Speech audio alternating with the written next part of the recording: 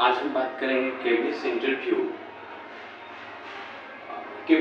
की, चाहे वो कॉन्ट्रेक्चुअल हो या परमानेंट। इसके लिए सबसे पहले आपको सीटेट में पेपर फर्स्ट क्वालिफाई करना पड़ेगा। हम बात कर रहे हैं प्राइमरी वालों की।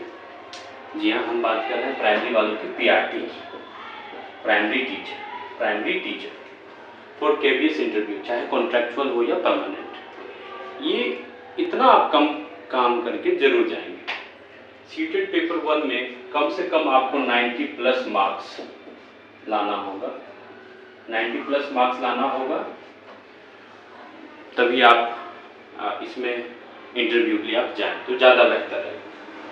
और वहाँ जब जाएं तो आपको क्या क्या करके जाना है।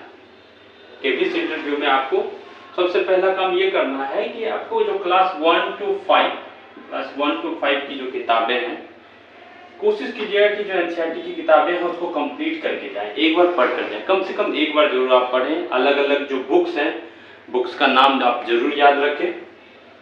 अलग अलग जो बुक्स हैं, जैसे इस बार मेरे से पूछा गया था कि ईवीएस की नई बुक चलाई जा रही है केंद्रीय विद्यालय में, उस बुक का क्या नाम है, तो आपको याद रखना है। उस बुक का नाम द वर्ल्ड अराउंड अस है, जिसे शॉर्ट में TWAU कहा जाता है। यह भी पूछ लिया जाता है। इसके साथ साथ आप कम से कम learn at least 2 poems, 1 in English and 1 in Hindi. ये इतना आपको आना चाहिए। कम से कम आप कोशिश कीजिएगा कि एक पोएम जो है इंग्लिश में लर्न कर लेना है और एक पोएम हिंदी में लर्न कर लेना है। क्योंकि जब आप वॉक इन इंटरव्यू में जाइएगा, और चाहे वो कॉन्ट्रेक्चुअल के लिए हो या परमानेंट के लिए हो सकता है, वहाँ जरूर आपसे एक पोएम सुनाने के लिए कहा दे कि आप एक पोएम सुनाइए। जैसा कि मेरे से कहा गया था केंद्रीय विद्यालय गढ़हरा में कि सर आप एक इंग्लिश में पोएम सुना दीजिए और एक हिंदी में पोएम सुना दीजिए। इंटरव्यू में जाएं तो कोशिश कीजिए wear good dress in walk in interview. आपका ड्रेस फॉर्मल होना चाहिए। आप कुछ भी पहनकर मत जाएं। बहुत सारे लोग जींस पहनकर चले जा रहे हैं, स्पोर्ट्स शूज पहनकर चले जा रहे हैं, तो वो नहीं करना है। Must wear formal shoes. आप कोशिश कीजिए कि फॉर्मल शूज का वियर करना बहुत जरूरी है। आप फॉर्मल ड्रेस में जाएं। जो एटिकेट है, जो ड्रेस कोड है, आप ड्रेस कोड को फॉलो करें। Girls should prefer sari during the interview. ठीक है, ऐसा मेरा मानना है कि गर्ल्स अगर इंटरव्यू के लिए जाती हैं तो वो साड़ी को प्रीफर करें तो ज़्यादा बेहतर होगा। जब मैं गया था इंटरव्यू के लिए, कई जगह इंटरव्यू के लिए गया था, तो बहुत सारी लड़कियों ने साड़ी वेयर किया था, और जिसकी वजह से उनको ज़्यादा अटेंशन मिल रहा था। इसके साथ साथ आपको कंप्यूटर का भी नॉलेज होना चाहिए, क्योंकि जब आप स्कूल में जब आप क्वालिफाई हो जाइएगा तब आपको गूगल शीट पर काम करना होगा, MS वर्ड पर काम करना होगा। तो आप कोशिश यह कीजिए कि आपसे वहाँ पूछा जाएगा कि सर क्या आप गूगल शीट के बारे में जानते हैं, क्या आप ड्राइव के बारे में जानते हैं, तो ये प्रश्न पूछा जाता है। तो आप कोशिश कीजिए कि इनके बारे में जानकारी आप लेकर जाएं, ताकि आपका इंटरव्यू बढ़िया रहे। इसके साथ साथ और क्या करना है आपको, इसके साथ साथ आपको अपने कम्युनिकेशन स्किल्स को बेहतर करना है, और साथ ही साथ इंग्लिश फ्लुएंसी का भी ध्यान रखना है।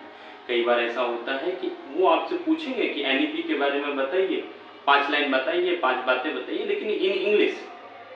वहाँ पर आपको इंग्लिश का नॉलेज है, वो बोलेंगे इंग्लिश में ही बताइए। तो आपका इंग्लिश स्पीकिंग का भी टेस्ट हो जाता है। आपका स्पोकन जो है मजबूत होना चाहिए। आप इंग्लिश और हिंदी दोनों लैंग्वेज पर कमांड करके जाए। इसके साथ साथ बहुत सारे बच्चे इंटरव्यू में जाते हैं तो डर जाते हैं। आप कोशिश कीजिए कि आप 2-3 इंटरव्यू दीजिए, ताकि आपका कॉन्फिडेंस बढ़े। और रुपया अच्छा खासा मिलता है। इतना मिलता है, प्राइवेट स्कूलों से बेहतर मिलता है। प्राइवेट स्कूल वाले 9,000 10,000 में काम करवाते हैं, जबकि कॉन्ट्रेक्चुअल बनकर भी अगर आप जाते हैं तो मिनिमम जो इनका है पीआरटी के लिए 21,250 है, और वो आपको 2 से जल्द ही रुपया मिल जाता है। महीना होता है, महीना के बाद आपको 6 तारीख तक में मिल जाता है, 5 या 6। कोशिश तो यह होती है कि 2 तारीख को ही मिल जाए, किसी वजह से ज़्यादा से ज़्यादा 5 या 6 तारीख तक डिले हो सकता है। तो अगर आप केबीएस इंटरव्यू के लिए जा रहे हैं, चाहे आप कॉन्ट्रेक्चुअल हो या परमानेंट हो, मेरी कोशिश है कि अगर आप इन बातों को माइंड में रखेंगे, मन में रखेंगे, इनके अनुसार तैयारी करके जाएंगे, तो निश्चित रूप से आपका परफॉर्मेंस बेहतर होगा।